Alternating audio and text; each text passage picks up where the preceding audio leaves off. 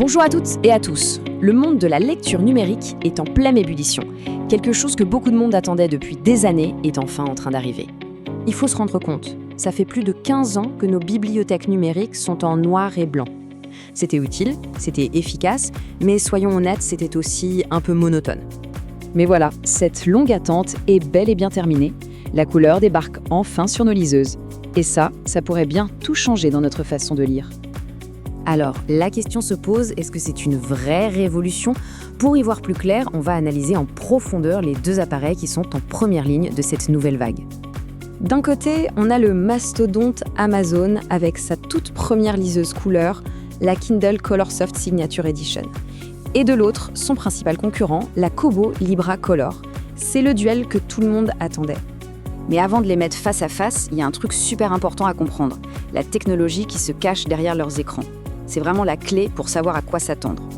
Bon alors, comment ça marche ? Les deux liseuses utilisent la même technologie qui s'appelle E-Ink Kaleido 3. Attention, ce n'est absolument pas un écran de tablette. En fait, il faut voir ça comme une évolution de l'encre électronique classique. On prend un écran noir et blanc et on vient superposer une fine couche de filtre coloré par-dessus. Et ça change tout pour le rendu visuel. Les couleurs sont beaucoup plus douces, plus pastel, un peu comme sur une impression papier un peu mat. Ce n'est pas un défaut, c'est voulu. Le but, c'est le confort des yeux pour pouvoir lire des heures sans la fatigue visuelle d'un écran LCD ou OLED. Et qui dit nouvelle technologie dit compromis. Le voici. Pour le texte en noir et blanc, on garde la super résolution de 300 points par pouce, donc le texte est hyper net. Par contre, dès qu'il y a de la couleur, la résolution est divisée par 2, elle tombe à 150 pp. C'est un détail technique, mais il est vraiment crucial. Ok, maintenant que la techno est plus claire pour tout le monde, passons au comparatif. Design, fonctionnalité, écosystème, qui va tirer son épingle du jeu ? Côté design, on a deux écoles. La Kobo est un peu plus légère, mais surtout elle garde les boutons physiques pour tourner les pages. Pour beaucoup de lecteurs, ça c'est un vrai plus. La Kindle, elle reste sur son design très épuré, tout tactile et uniquement en noir. Bon point pour les deux, elles sont étanches, parfait pour lire au bord de l'eau. Au niveau des fonctions, là les différences se marquent. Le stockage, c'est pareil des deux côtés. Mais la Kindle se la joue un peu plus premium avec la recharge sans fil. La Kobo, elle, mise tout sur la polyvalence. Elle est compatible avec un stylet, ce qui est génial pour prendre des notes directement dans les livres. Et ça, Amazon ne le propose pas du tout. Les fiches techniques, c'est une chose, mais dans la vraie vie, au quotidien, ça donne quoi ? Qu'est-ce que ces différences impliquent vraiment ? On arrive maintenant au point qui est souvent le plus important pour choisir, l'écosystème logiciel. Et c'est là-dessus que les deux marques sont aux antipodes l'une de l'autre. Chez Amazon, on est dans ce qu'on appelle un jardin fermé. C'est simple, tout passe par leur boutique, avec leur format de fichier bien à eux. C'est hyper simple si on achète tous ces livres chez eux, mais ça devient vite un casse-tête si on a des fichiers EPUB d'autres sources. Il faut les convertir et ce n'est pas toujours simple. Kobo, c'est tout l'inverse. Eux, ils jouent la carte de l'ouverture. La liseuse lit nativement presque tous les formats, dont le fameux EPUB.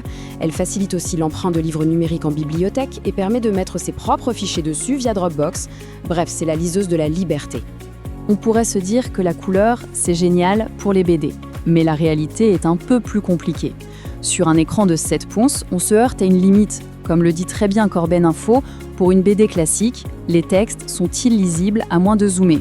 Et franchement, il faudra jouer avec le zoom, ce qui peut vite casser la tête. L'expérience peut donc devenir assez frustrante. Alors, après avoir tout passé en revue, la technologie, le matériel, le logiciel, il est temps de se faire une idée. Le verdict ? Alors, pour résumer sur la Kindle, les points forts. La qualité de fabrication est top, on a des fonctions premium comme la recharge sans fil et un écran dont les couleurs sont jugées un poil plus justes. Les points faibles, son prix, pas de bouton physique et surtout cet écosystème très fermé.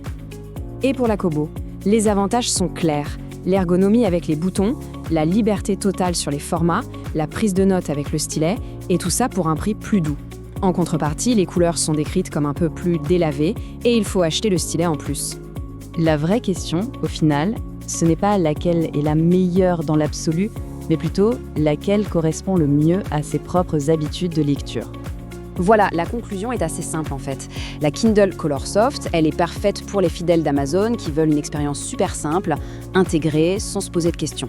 La Kobo Libra Color, elle s'adresse à celles et ceux qui veulent avoir le contrôle, qui aiment récupérer leurs livres à droite à gauche et qui voient un vrai plus dans la prise de notes à la main. Mais au-delà de ce choix, une chose est certaine. Ces appareils ne sont pas encore parfaits, c'est sûr, mais ils sont une première étape vraiment réussie dans le monde de la couleur. Et ça ouvre une porte immense pour l'avenir. Est-ce que la couleur va juste embellir nos livres ou est-ce qu'elle va complètement transformer ce qu'on appelle la lecture numérique ? L'histoire ne fait que commencer. Ça va être passionnant de suivre l'évolution de cette technologie. Si le sujet t'intéresse, tous les liens vers les produits et les articles mentionnés sont juste en dessous, dans la description.